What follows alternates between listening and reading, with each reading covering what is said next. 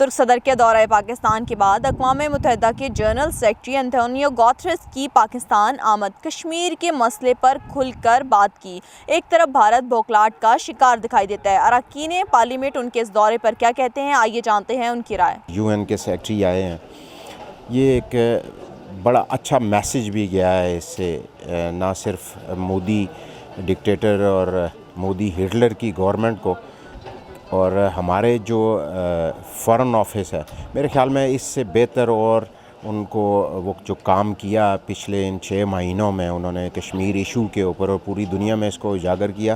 امید ہے ہمیں کہ انشاءاللہ کشمیر کا مسئلہ حل ہوگا۔ پرائم منسٹر عمران خان جب گئے تھے اور UN اسمبلی جنرل اسمبلی میں، تو پہلی بار اتنی اچھی طرح سے جو ہے تو کسی پرائم منسٹر نے بھی کشمیر کا مقدمہ اتنی اچھی طرح سے پیش کیا، وہ پرائم منسٹر عمران خان تھے۔ انہوں نے کہا تھا کہ میں کشمیریوں کا ایمبیسڈر بنوں گا، ان کی آواز بنوں گا، اور واقعی انہوں نے بن کے دکھایا۔ اور اب یہ آئے ہیں UN کے جو جنرل سیکرٹری ہیں تو انتونیو گوتریس، تو یہ میں تو کہتی ہوں کہ بہت خوش آئند بات ہے۔ ہم سوچتے ہیں کہ بھارت بوکھلا رہا ہے، وہ اگر بوکھلا رہا ہوتا وہ جو شہریت کا اس نے قانون پاس کیا ہے اس کے اب تک پاؤں کھڑ چکے ہوتے۔ مودی جو ہے وہ انتہائی خودسر، ضدی اور سرکش قسم کا آدمی ہے، اور اس کے لیے اسی طرح کے فیصلوں کی ضرورت ہے جو بہت اوپر سے آئیں۔ اب اگر اقوام متحدہ کے جنرل سیکرٹری نے آ کے اس بات کی حمایت کی ہے، جو قراردادیں ہوئی ہیں، تو انہیں تو اس کی حمایت کرنی چاہیے تھی۔ ان لوگوں کو اس بات کا خیال کرنا چاہیے کہ کشمیریوں کو 6 مہینے سے زیادہ ہو گئے محصور ہوئے اقوام متحدہ نے کیا قدم اٹھایا۔ اقوام متحدہ کے سیکرٹری جنرل آئے، ہمارے شامد قریشی صاحب سے بھی اچھی باتیں ہوئیں۔ انہوں نے بھی کہا کہ سیکورٹی جو ریزولوشن تھا UN کا، اس کی امپلیمنٹیشن ہونی چاہیے۔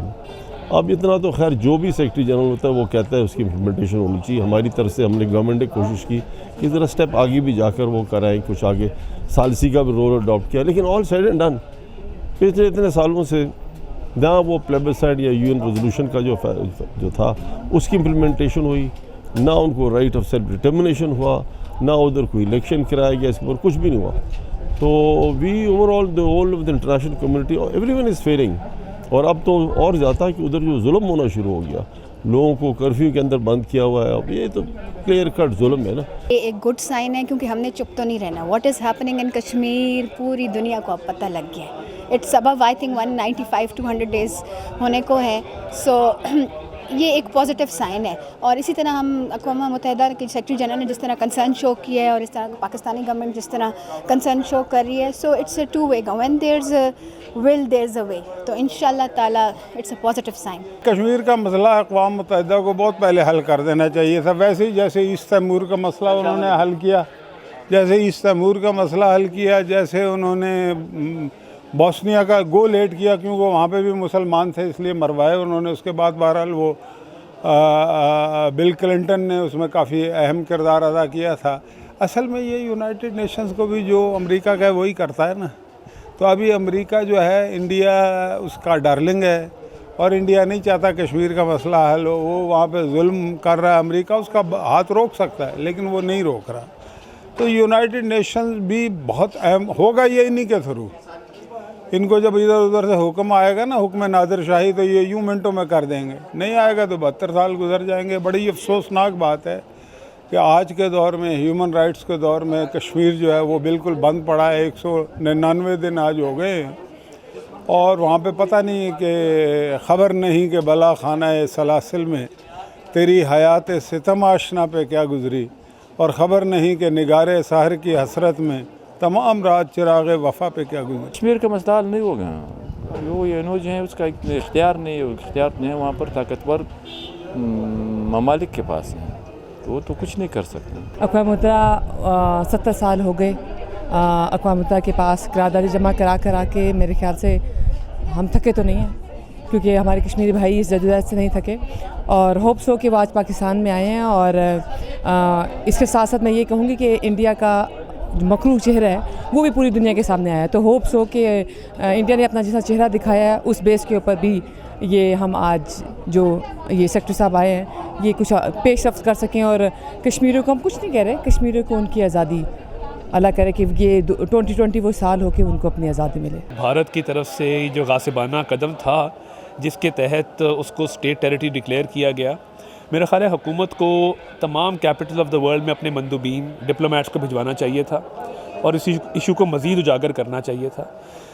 بھارت کی طرف سے خیر کی توقع نہیں ہے. ایک وہاں پہ ایک ایکسٹریمسٹ جو ہے وہ بدقسمتی سے وزارت عظمیٰ کی کرسی پر براجمان ہے اور دن بدن مسلمانوں کے گرد جو ہے وہ گھیرا تنگ کیا جا رہا ہے اور باقاعدہ دانستہ طور پہ اس کو پلان کر کے تو ہے وہ یہ معاملہ کیا جا رہا ہے. تو میں سمجھتا ہوں کہ ہمیں بطور پاکستانی قوم اس ایشو کو اٹھانے کے لیے مزید اقدامات کرنے ہوں گے اور کشمیری بھائیوں کے لیے آواز اٹھانی ہوگی.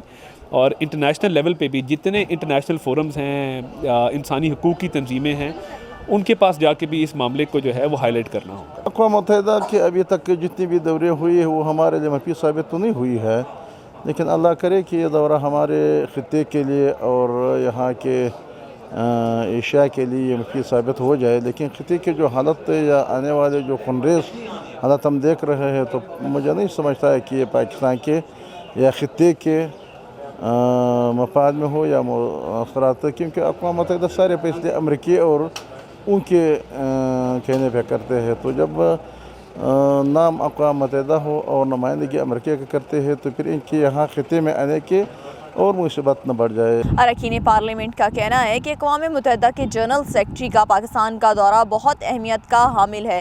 بھارت کا شفاف چہرہ پوری دنیا کے سامنے آ گیا ہے. کشمیر کے مسئلے کو اقوام متحدہ کی قراردادوں کے مطابق حل کرنے کی ضرورت ہے.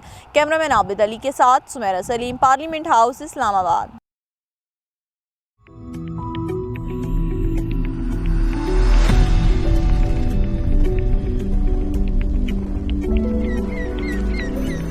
پاکستان بے پناہ قدرتی وسائل سے مالا مال ہونے کے ساتھ ساتھ انسانی وسائل میں بھی نمایاں ہے. تارکین وطن کی جانب سے ملک میں بھیجی جانے والی رقوم معاشی ترقی میں کلیدی کردار ادا کرتی ہیں. سمندر پار پاکستانیز ملک کا قیمتی اثاثہ ہیں اور پوری دنیا میں پاکستان کے سفیر بھی. ان کی خدمات کے پیش نظر حکومت پاکستان نے اوورسیز پاکستانیز فاؤنڈیشن کا ادارہ قائم کیا ہے, جو کہ گزشتہ 40 سالوں سے اپنے سمندر پار پاکستانیوں اور ملک میں موجود ان کے اہل خانہ کی خدمت میں کوشاں ہے. وزیر اعظم پاکستان کے ویژن کے پیش نظر او پی ایف اپنے تمام ریجنل دفاتر کے ساتھ مختلف پروگرامز کے تحت تارکین وطن کی پردیس میں سرپرستی کے ساتھ پاکستان میں ان کے اہل خانہ کی فلاح و بہبود کو بھی یقینی بنا رہا ہے. او پی ایف کی تمام خدمات اور سہولیات سے استفادہ کرنے کے لیے اوورسیز پاکستانیز کو رجسٹریشن کے عمل کے تحت ممبرشپ کارڈ جاری کیا جاتا ہے. زر مبادلہ کی قانونی ترسیل کو یقینی بنانے اور اس سلسلے میں مزید آسانیاں دینے کے لیے وزارت خزانہ کی ہدایت پر فورن ایکسچینج ریمیٹنس کارڈ کا اجرا بھی عمل میں لایا گیا ہے. بیرون ملک وفات پا جانے والے تارکین وطن کے جسد خاکی کے ملک میں پہنچنے کے بعد خصوصی فری ایمبولینس سروس کے ذریعے ان کے آبائی علاقوں تک پہنچایا جاتا ہے. اسکالرشپ اسکیم کے تحت اوورسیز پاکستانیز کے ہونہار بچوں کو وظائف بھی دیے جاتے ہیں. حال ہی میں او پی ایف کے 3 اداروں میں چائنیز زبان کی کلاسز کا اجرا بھی عمل میں آیا ہے. او پی ایف کو ای لرننگ پروگرام کامیابی سے چلانے والا پاکستان کا پہلا سرکاری ادارہ ہونے کا اعزاز بھی حاصل ہے. او پی ایف. مزید تفصیلات کے لیے ہماری ہیلپ لائن یا ویب سائٹ وزٹ کریں.